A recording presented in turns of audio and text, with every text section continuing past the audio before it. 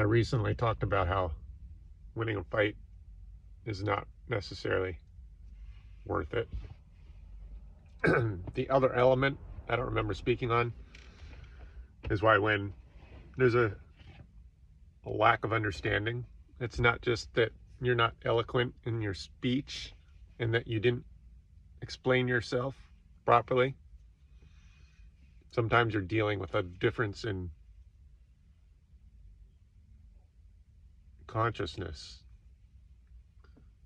Sometimes the other person isn't capable of understanding the details you think they're understanding, or they don't understand why you might be offended because you're coming from a different perspective.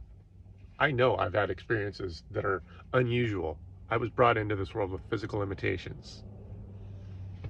So that by itself is just an inkling as to how I think a little bit different.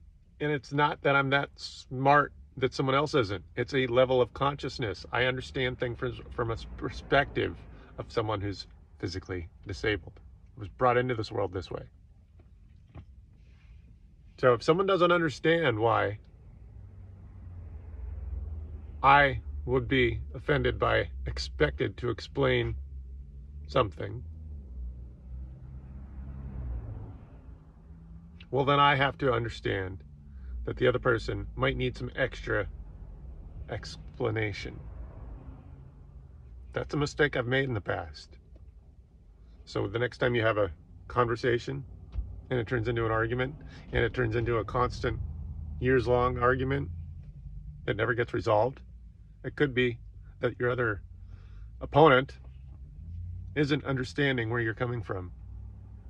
So before you totally fail with resurrecting or maintaining that damaged relationship, consider that you might need to do a little bit of explaining, and don't be offended because you have to explain